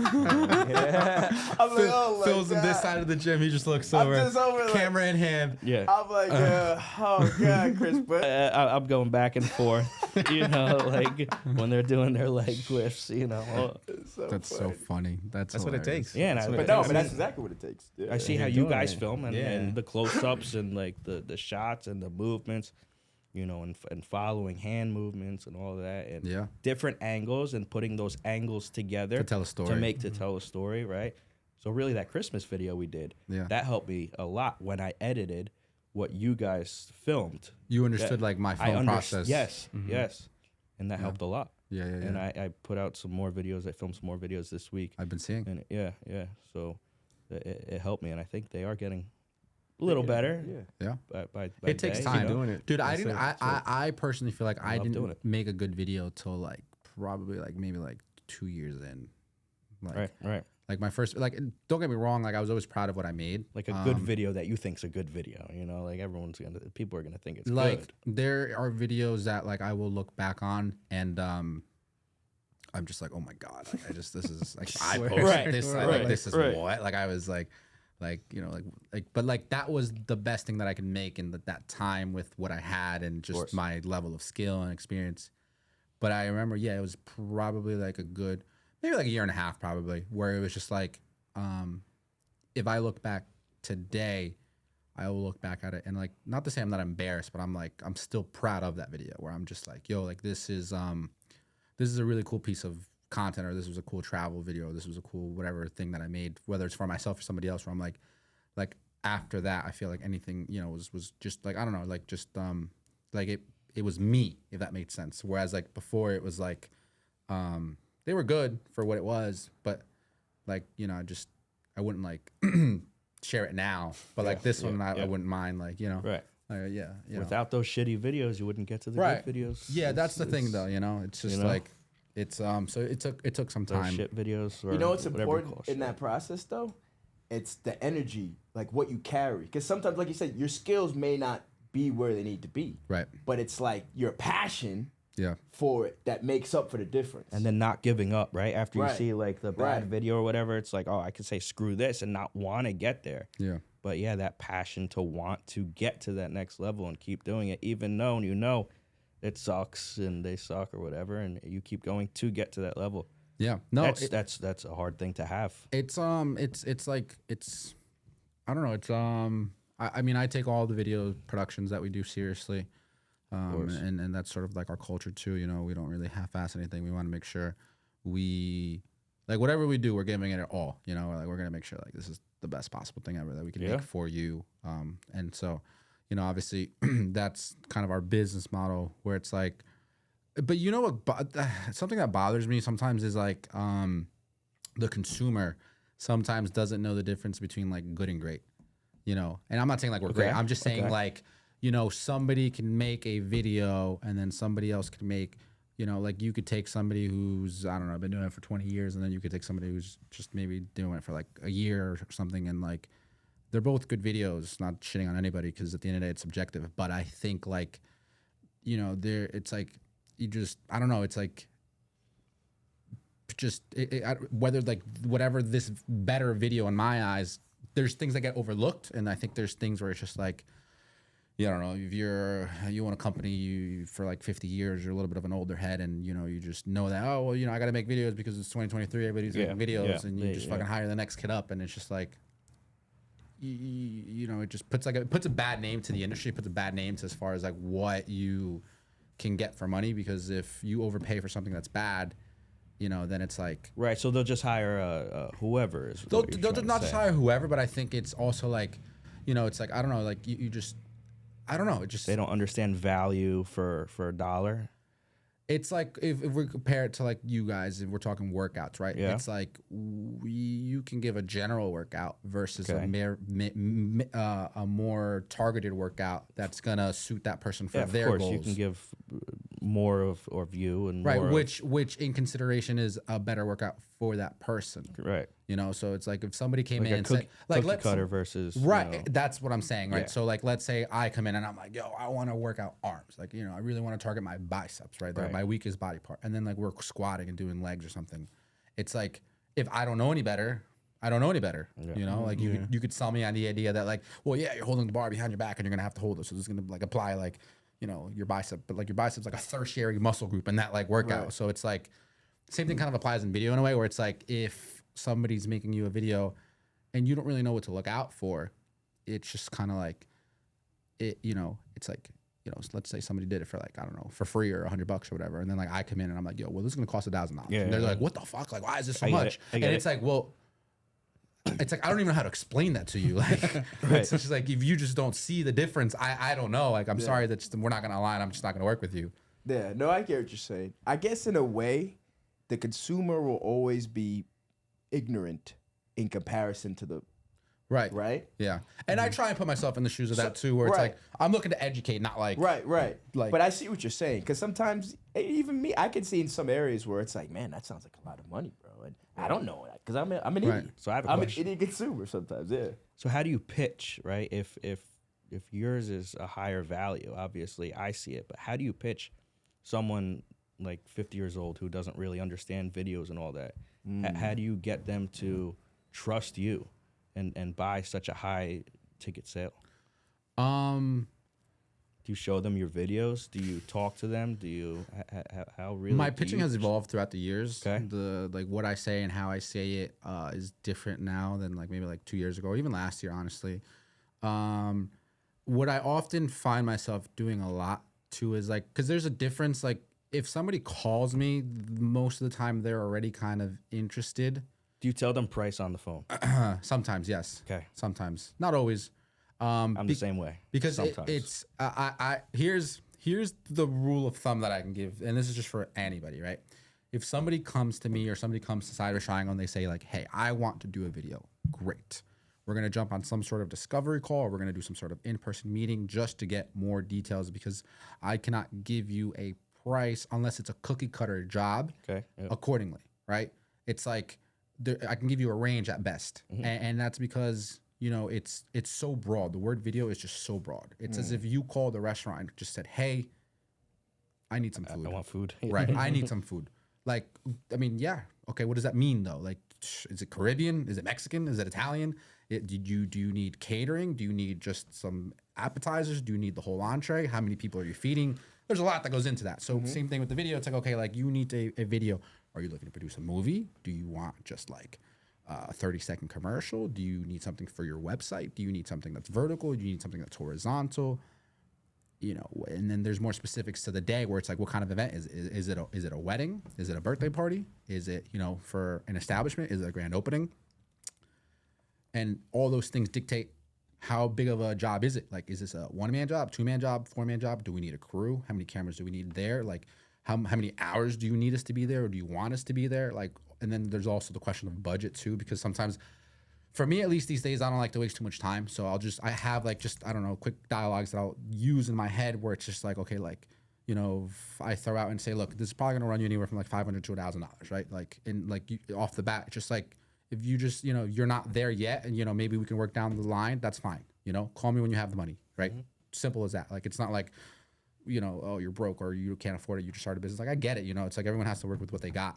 But, you know, it's like for us, it's like, it's going to cost this much, because otherwise it's just like we're doing something at a loss. And it's like, we're running a business to make money. You know, this isn't just a hobby. You know, if we do something for free, it's usually maybe more nonprofit, which we do work with, you know. And so I like to give back to the community. I like to give back to like audiences and different like just groups where it's just like it resonates with me or it resonates with the team. And so, but that's what a phone call usually is like. So it will lead to like an in-meeting studio in here or Zoom where we talk about stuff where it's like, okay, like this is kind of how it's going to work. And then, I mean, there's so many ways I could show you videos, and sometimes, but like I spot out the kind of person that I'm talking to as well. Like I'll know like, okay, like, are they wasting my time? Are they just price shopping? Are they serious? Were they recommended by somebody? And so depending on all these variables and all these factors, I'll kind of know where to guide that conversation. Right. Because if there's also one thing in sales that I know, it's like you want to lead with a solution that's going to help them. Because at the end of the day, nobody gives a shit about the video. The video is meaningless. They don't give a fuck about the video. What they give an F about is, what is this video going to do for them? So if they're looking to get more clients through that door, that's the problem that I'm looking to solve for them. And how am I going to do that in a video form? And if they're not struggling to get clientele, they're just looking to just look cool on Instagram or look cool on their website, great. Then that's the kind of video that I'm going to make for you. So it's never two of the same jobs, because it's like, I need to understand that person. So for me, it's a little bit more of a dive in process. And, you know, I charge for that. It's like, you know, I genuinely want to help your business. I genuinely want to help your product, your service, promote it. Again, whatever it is that you want to do, right? Now, if it's more simpler stuff where it's like, it's never changing, where it's like, you know, you go to McDonald's and you know they have the dollar menu, you could just pick from, right? Yeah. Great. Same thing, right? It's like, okay, like you want to come here, you want to get a headshot done, I don't know, $200. It's always $200 for a headshot. Like, nothing more, nothing less, you know? Maybe we'll give you like a 5% discount, follow us on, you know, social media, YouTube, Facebook, Instagram, whatever, that kind of thing. But like, other than that, those are like, for sure, it's not going to change. You know what I mean? It's just because it's the same job. It's pretty much the same equipment, the same setup. It's just, you're coming in, you're like that factor that's changing. And so that's how price changes. And so because we are a full service media company, there's just so many different pricings at so many different levels for so many different jobs, you know? So it's, again, it's very just per job, per quote, and it's just a conversation that needs to happen. So it's, you know, I just dive into this world with people, and it's just like, all right, like, and then by the end of that, you're just not sold on it yet. Obviously we have testimonials, we have like 200 5-star Google reviews. I have real results of people that we've taken their page and, you know, their YouTube or whatever and gone from 0 to 100. That's also kind of part of the reason why we're doing it ourselves, because it's like, I want to be living proof, an example of like, look, like we started this YouTube, we started this podcast, we started our Instagram, we started doing all these things, and like, it's all working. So it's like, I don't need to go and pull, you know, a subject to be like, well, you know, we did this for this person. Like, I could say that, but I could also just be like, well, is it working? It's like, well, yes. Like, look, we did it for ourselves. Like, look at us, right? It's like, right. You can't dispute that, because the results are there. Right. You know? Right. So, and I think that's how people view validation too. It's like, you look at somebody and you're like, oh, like, you know, they have that car. It's like, oh, obviously it's working. Or they look at, and it's perception too, right? Where it's like, you know, you see somebody who's in really great shape and they're like, oh, like, you know, whatever. And then, you know, so there's all these things that trigger different people. So you have to kind of know, which, you know, obviously you're in a business, but it's just, that's how my thought process works, which I know I just dove deep into that, but like, that was deep. Yeah, It's just, no, it's good. Yeah. it's how my brain thinks. I'm just firing off at all engines and cylinders like Always, that all the time. I'm like, always, okay, like I'm always. just like, it's like somebody starts talking to me. I'm just scanning everything that they're saying, their body language, how they're saying, what they're saying, and I'm just thinking like, okay, here's what I'm gonna, whatever. You have to. You have to. You got to analyze that person to know what you got to say to get them to Right. for the sale. And then if like somebody doesn't buy, at least these days, I'm not too concerned, honestly, but I always treated it like that in the beginning, even if like I knew like, man, like those $150 was going to really come in clutch. I don't, maybe it's ego, but it was just like, I'd rather just not work with you if it just doesn't align, because I don't want to devalue. I don't want to devalue a service. And then they tell someone else, "Oh, you gave it to me for $150 or whatever." But the bottom line is always this: is and just I guess this is like almost societal norms in a way. It's kind of like you do something for someone, whether it's just I don't know, like if it could be whatever, right? It's just like social norms or social circles and people, society. It's like, okay, like if, and I don't mean to categorize and speak in absolutes, but it's like, okay, if you are a bum, then you hang out with bums. If you are doing well in life, you're gonna hang out with other people who are doing well in life. And I'm not saying like they don't mix, like you can absolutely mix, but for the most part, you like to stay around people who are relatively doing somewhat of similar things that you're doing, whatever that may mean, whether that's cars, whether that's fitness, whether that's money, whatever, whether that's fashion, whether that's schooling, like your career, your profession. And so I'm not saying you won't dip in other areas, but for the most part, this will consume at least a big portion, 70, 80% of your life. So when you're hanging around these people, and so if I go and make a sale with somebody who's willing to pay me whatever, let's say $2,000 for a project, and I do a fantastic job, then they're going to go and run and tell their other friends who are of that sort of same circle, hey, I did this for whatever. And then that's going to refer and get another job similar in price and similar to that level. Versus if I do something for about $100 and then at $100, they go and say, okay, well, this person did whatever for like this amount. It's like, really the question you ask yourself is, which one would you rather bring in if we're talking about money and if we're talking about like just depending on who. business in that sense. Yeah. So at the end of the day, it's like, you're going to make a video. Why not just get paid more to make the video, For sure. So yeah, you could agree, disagree, but it's just how I feel and how I view business. Absolutely. So somebody's just like, it's fine. Somebody doesn't, because there's negotiation. Like you go to a steakhouse, right? You go to a restaurant. You never go to the restaurant and say like, oh, the steak is $50. Let me do it for 30. You would never even imagine asking that. There's no. I mean, I agree 100%. Sure, people do. I mean, there's some people do. Yeah, but you're gonna need some pull. You got to know the owner. Right. You got to be like family friends with the person or something like that. Or maybe you could do service for service. Like there's definitely gray areas of like a transaction and something happening there. But for the general public, 90% of people who are walking through something looking to buy or service something, you don't go to a hotel and try and negotiate them on the price and say like, look, this room costs $200, but like, how about you do it for like $130? Like, that's wild to me. I don't do that. People don't do that. Nah, so you don't come into my place of business and ask me the same thing. Right. That's disrespectful. Right. No, I get it. I mean, no, I get it. Because I don't negotiate prices. I wouldn't take it as disrespect. how you no, because it's it's just like you're maybe the first one. Maybe be the first one. Yeah, you know what I mean. But I guess you're right. If you become cool with that person and all that, yeah. I guess there's exceptions. Again, it's not like that's the end all be all. But there's for the most part just fixed things that because people always negotiate cars. Yeah, people always negotiate houses and all that. So you need you know what though, but you need leverage in negotiation. You cannot go into a negotiation with no leverage. If you have something that you're able to leverage, then you can push that envelope as far as like how far you can, work numbers or the schematics of the deal, right? So it's like, and there's power's leverage, right?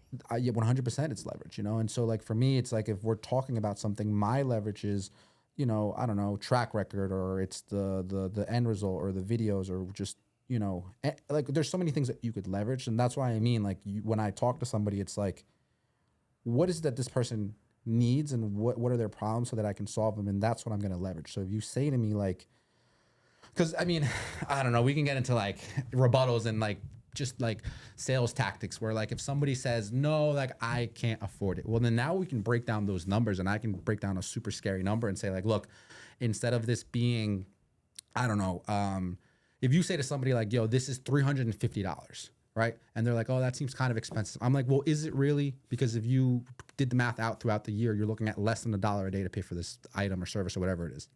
When you break it down to less than $1 a day or something like that, that doesn't sound too bad because you're like, yeah, I could afford that. Like, why not? You know, Right. you could break it up into like weekly payments, monthly payments, or whatever like that. You could finance it out. You could like, you know, and that's kind of what we do in cars. Would you take $1 a day? Oh my God. A year? No, probably not. Probably not. You know what it karma is? pay. You know, so like I love sales. Sales is very important. And as a trainer, in order to be good at what you do, you have to be able to sell. Yeah. Right? You can't get clients if you can't sell. You could leave with so many things. Like, let's say with time, somebody says, oh, I don't have the time. I'm like, well, if you're, I don't know, out of weight and you have some health problems, you're certainly going to run out of time. Right. Like you're actually going to gain time by working out with me because you're going to get health back, which is going to give maybe an extra 10 years of life to your tail end. Right. Would you not like that? Is that not worth? Is that Here's worth the putting thing, a price on? Here's the thing with me in sales. If I have to say that, I've lost already. Yeah. Once, if I have to But I start don't talking like that, But that's what I'm saying in the sense of like, could I go there? Yes. Have I gone there? Absolutely. But do I want that kind of client to begin with? Right. Usually when I hear people say to me, and whatever you're talking about, like it's expensive. Some things are expensive, For of sure. course. And Yeah. and I get the money conversation. I get the money conversation because that's a real thing. And I say this I'm always shocked sometimes, and I'm shocked and grateful when somebody plops down the money because I know it's not cheap. No. Yeah.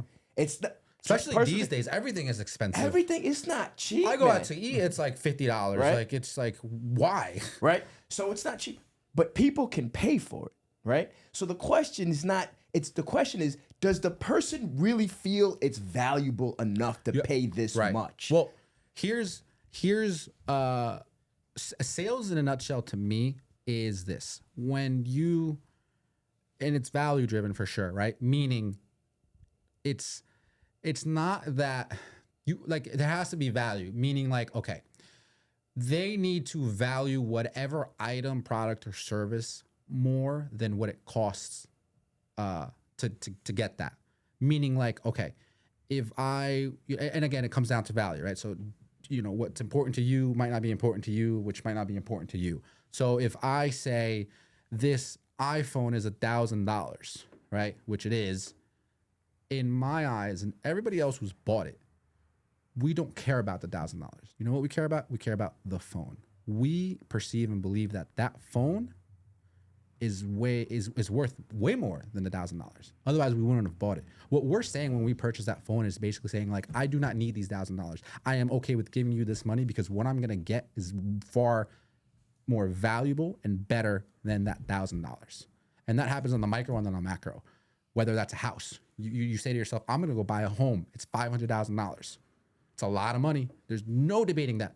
But people know that they have to do it and want to do it and should do it. So then they say, okay, I'm going to put up $500,000. I'm going to put up a down payment and then pay the mortgage and then pay the interest throughout X amount of years. And so you pay, in the end, I don't know, $500,000 just to make the math easy.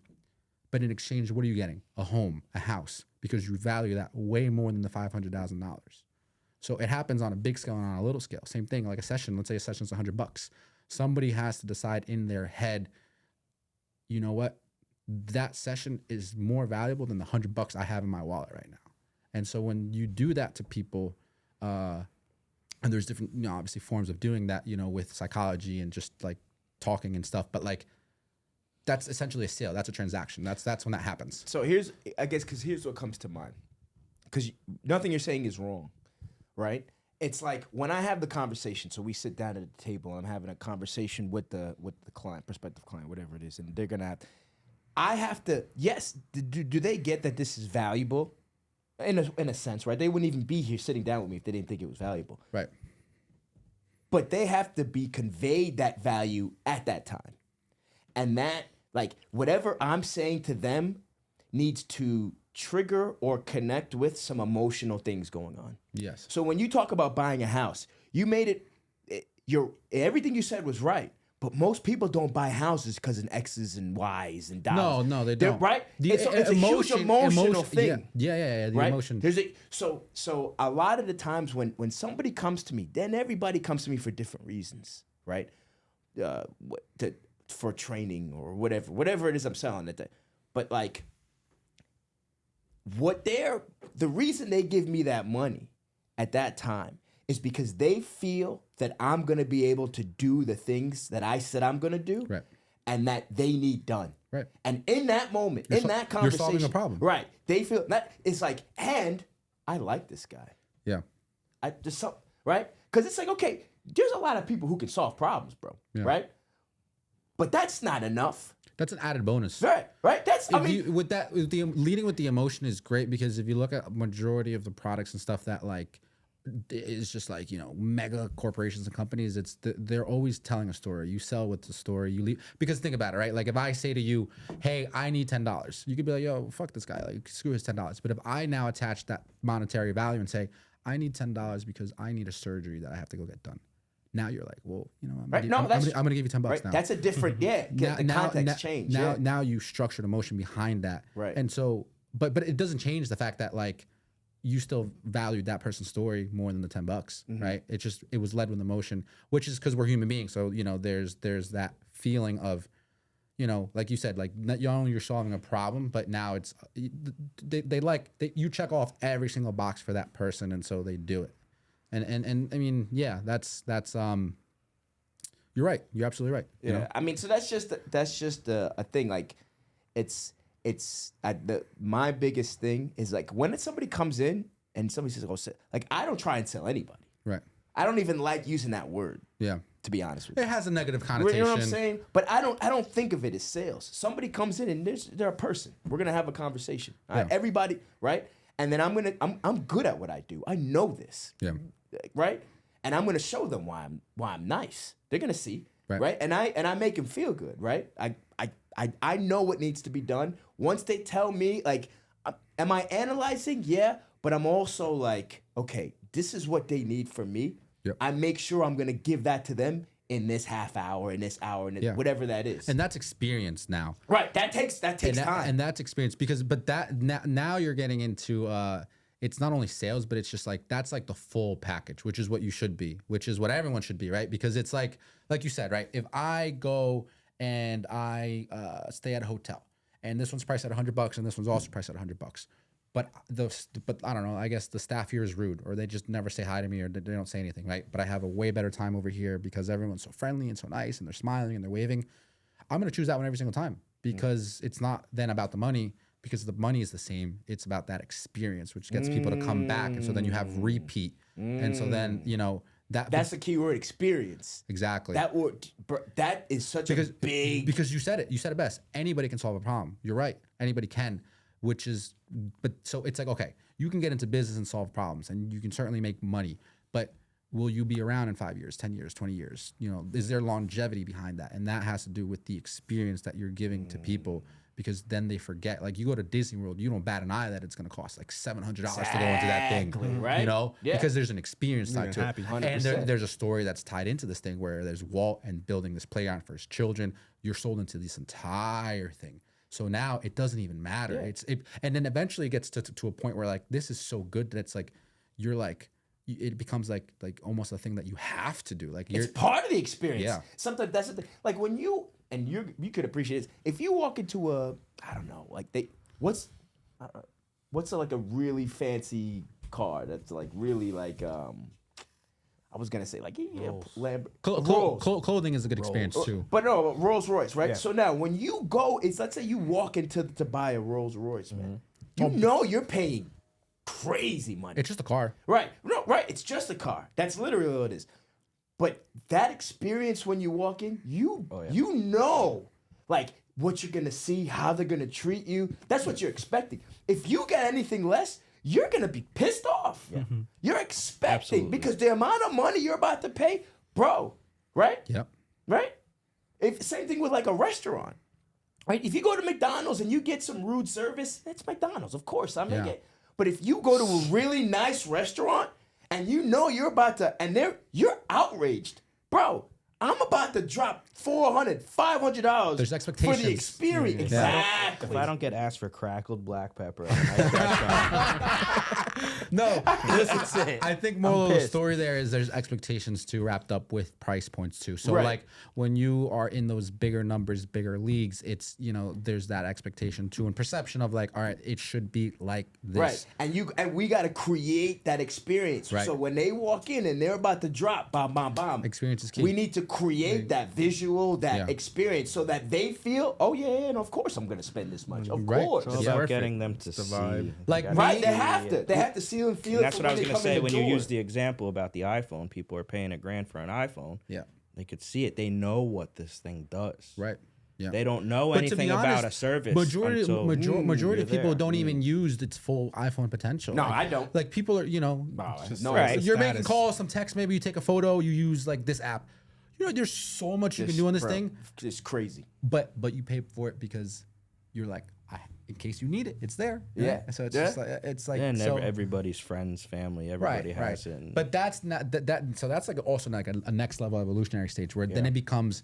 So there is this whole I forget what it's called, it's like a bell curve or something, where it's like when people buy and get into investments and products and stuff. And so there's data that talks about that, where it's like in the beginning it's always like there's people who are those I forget what it's called. It's like you're an early something and you're jumping into an idea into the fire before it's unstable, before it's shaky, before it's like sound and proof in the market. It's like in its early stages. And then there's like a second stage where then now it's like it's a little bit proven, but there's still some skepticism around it. Kind of like if we talk about like Tesla and electric cars, right? It's like Tesla's been around for X amount of years, but in the beginning, like, only like you would think like, oh, you're kind of crazy, you're getting an electric car, like whatever, like you're buying this thing, and it's like because it's not the norm yet, it's not established, there's no track record for it, so it's a risk, there's a bigger risk, but there are people who will take those bigger risks and get in, and it doesn't always pay off, but they do it.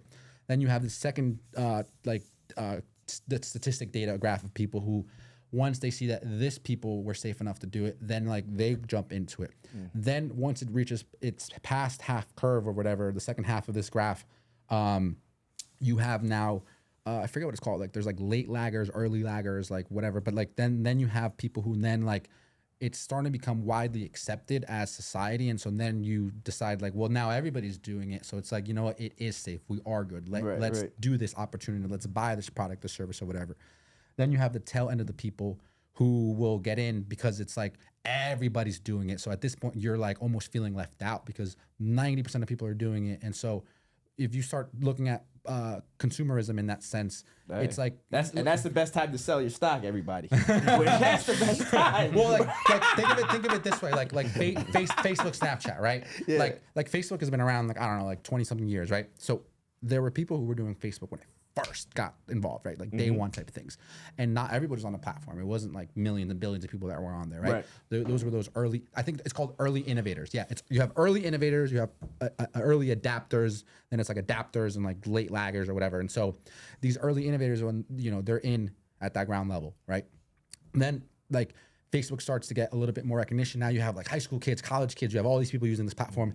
But there was a point in time where like Facebook was cool in the sense of like your grandparents and parents weren't there because nobody was there yet, right? So it's like who's on there? It's like the people who are in with the times. Then it gets to that certain point where now it's like, not only do you have your college kids, your high school kids, and the people who were early in on, but now you're starting to get your parents and your grandparents in. And that's the point where it's like, well, now we're like, no, we're going to get out of this thing because this is just like not cool anymore. Yeah, so then you hop onto the next wave.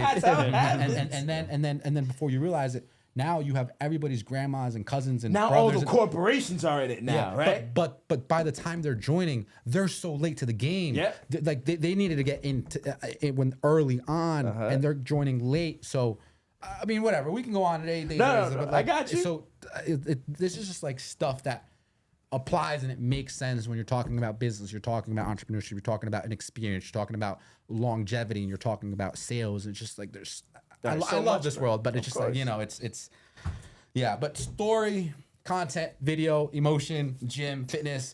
Last thing I want to talk with you guys. Can you tell the audiences? It's January. Anybody who's looking to gain weight, lose weight, put on muscle, what can you guys give them advice? How can they check you out? Come to the gym, work with you guys. Plug yourself in. Yeah, so you can find us on Instagram, Facebook, TikTok now, any really social media platform at personal Performance Management. So just type that in. You'll find us right there. All the cool videos, you know, tips, whatever it is. A lot of this guy, a lot of laughs, a lot of cool stuff. You know, check us out on there. Yeah, you could check us out. Look right into that. And That's then- your camera right there. Okay. And then we also have our personals. I know you're. Yeah, my yours up. personal is @cutoff_Chris. And then my personal is the Primal Thinker. So there's no underscores, no nothing. Make Just sure the I- Primal Thinker. I put that in the vid. I got Yeah. you.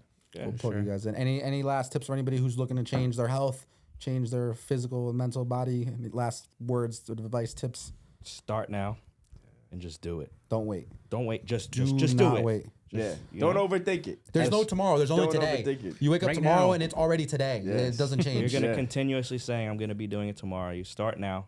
You keep going. After 30 days, you're not gonna want to stop. It's That's true. it. It's true.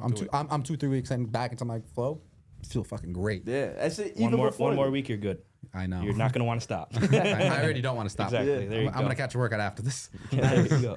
All right, guys. Thank you so much for tuning in back to another episode. Thank you again, Chris and Phil, for joining us today. Give them a like, give them a follow. If you guys do need health experts in New Jersey, go check out these These are guys. the guys. Thank you guys. Peace. Thank Thank you. you so much. Well, I'm out.